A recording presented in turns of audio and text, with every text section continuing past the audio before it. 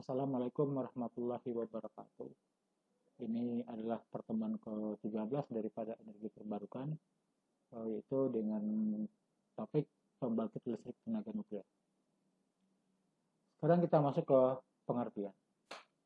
Nuklir adalah sebutan untuk bentuk energi yang dihasilkan melalui reaksi inti. Baik itu reaksi fisi atau pemisahan maupun reaksi fusi penggabungan. Nuklir sebenarnya merujuk kepada nukleus, itu sebuah inti atom.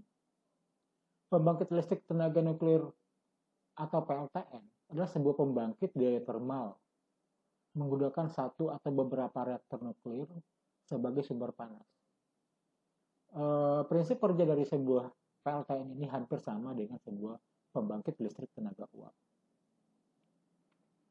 Sesuai dengan peraturan Presiden nomor 5 tahun 2006 tentang kebijakan energi nasional, sebelum diubah dengan Perpres nomor 79 tahun 2014, nuklir masih dimasukkan ke dalam kelompok energi baru dan terbarukan EBT yang digunakan sebagai pembangkit listrik. Jumlah kontribusi listrik dari tenaga nuklir diharapkan mencapai 5% dari 100.000 megawatt ekuivalen yang diproyeksikan untuk disediakan hingga tahun 2025.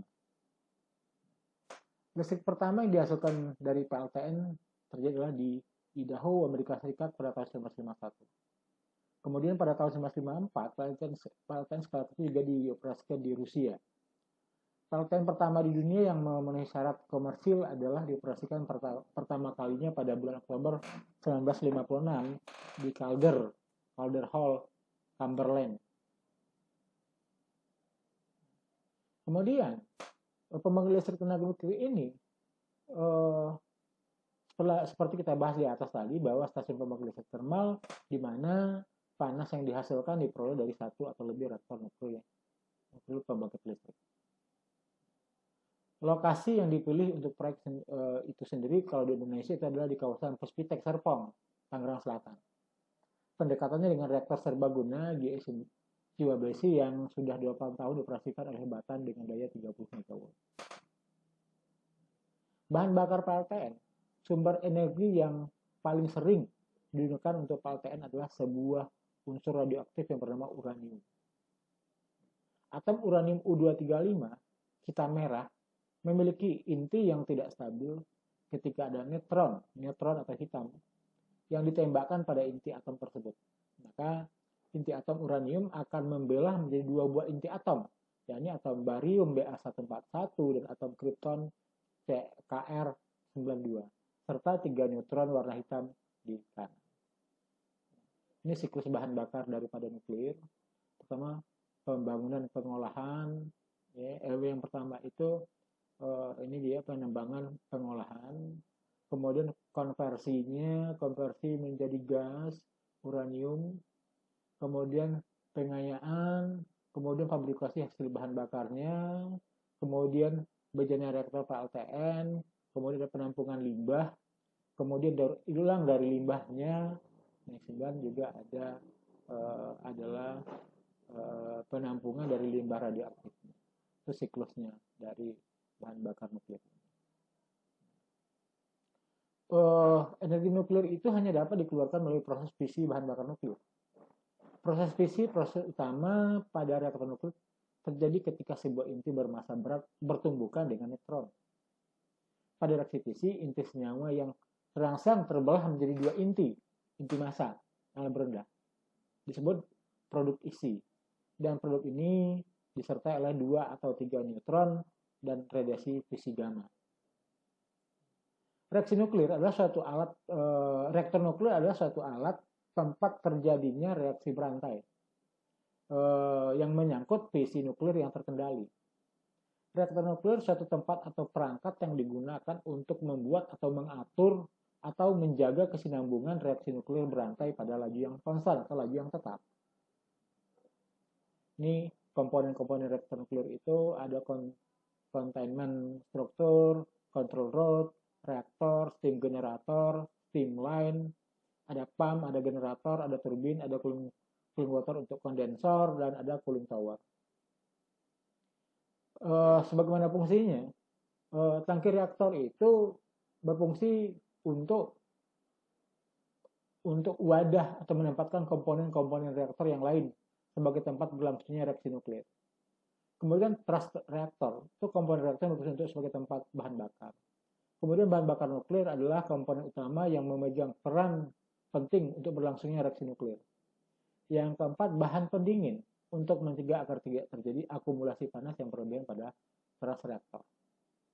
Yang kelima ada elemen kendali, dibuat dari bahan yang dapat menangkap atau menyerap neutron dan berfungsi menghentikan operasi reaktor atau shutdown. Kemudian ada moderator. Fungsi dari moderator itu untuk memperlambat laju neutron atau neutron cepat atau moderasi yang dihasilkan dari reaksi inti hingga mencapai kecepatan neutron thermal untuk memperbesar kemungkinan terjadinya reaksi berantai. Prinsip kerjanya sama dengan proses kerja pembangkit listrik tenaga uap. Yang membedakan antara dua jenis pembangkit listrik itu adalah sumber panas yang digunakan. PLTN ini, pembangkit listrik tenaga nuklir ini, mendapatkan suplai panas dari reaksi nuklir, sedangkan pembangkit listrik tenaga uap itu mendapatkan panas dari pembakaran bahan bakar fosil seperti batu bara atau minyak bumi. Kemudian prinsip kerja PLTN ini itu proses pemanfaatan hasil fisi untuk menghasilkan energi listrik di dalam PLTN sebagai berikut. Yang pertama, bahan bakar nuklir melakukan reaksi fisi sehingga dilepas energi dalam bentuk panas yang sangat besar. Panas hasil reaksi tersebut dimanfaatkan untuk menguapkan air pendingin. Uap air yang dihasilkan dipakai untuk memutar turbin. Jadi uap juga, itu bahkan dibilang tadi bahwa dia sama mirip dengan turbin uap. Jadi uap air yang dihasilkan dipakai untuk memutar turbin sehingga dihasilkan energi kinetik.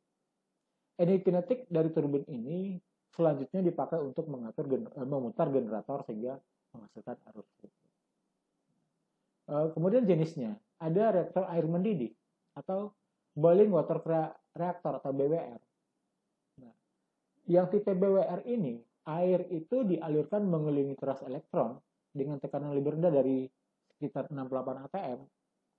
Di dalam tabung reaktor diperbolehkan terbentuknya uap. Panas teras yang mengubah air menjadi uap, yang kemudian digunakan untuk membangkitkan tenaga elektrik atau tenaga listrik. Kelemahan sistem ini adalah bahwa air dapat menjadi radioaktif sehingga kebocoran pipa dekat turbin dapat menimbulkan bencana karena terbesar pada bahan radioaktif. Kemudian ada yang tipe jenis kedua itu PWR, Pressurized Water Reactor. Ini bentuknya. Ini sistem. Nah, kemudian panas yang diambil dari proses 2 tahap. Jadi tipe PWR ini panas diambil melalui proses 2 tahap. Air yang dialirkan melalui teras diberi tekanan tinggi sekitar 150 atm untuk mencegah pendidihan. Air panas ini kemudian memanasi sistem air kedua yang melepas uapnya ke turbin karena tidak pernah memasuki teras uap ini tidak bermanfaat, bersifat radioaktif. Jadi dengan sistem ini tidak ada bahan radioaktif yang tersebar di sekitar turbin. Kemudian dampak daripada PLTN itu sendiri, yang pertama dampak positif, mengurangi ketergantungan terhadap minyak bumi, batu bara, dan gas bumi. Mengurangi emisi gas rumah kaca secara signifikan. Meningkatkan ketahanan dan kemandirian pasokan energi untuk mendukung pembangunan nasional jangka panjang. Kemudian lebih ramah lingkungan, kebutuhan konsumsi masyarakat akan listrik dapat teratasi. Kemudian dampak negatif itu radiasi terhadap sel. Sel akan mati, terjadi penggandaan sel pada akhirnya dapat menimbulkan kanker, kerusakan dapat ditimbulkan pada sel telur atau testis yang memulai proses bayi cacat. Kemudian dampak negatif dalam dampak sesaat atau jangka pendek akibat radiasi, pertama ada demam, sakit kepala, diare, dan mual dan muntah. Kemudian dampak negatif akibat radiasi yang jangka panjang itu ada kanker, penuaan dini, gangguan sistem saraf dan reproduksi, dan mutasi genetik. Baik, mas sekalian, itulah sekilas tentang energi nuklir, tentang energi terbarukan. Cukup sampai di sini. Assalamualaikum warahmatullahi wabarakatuh.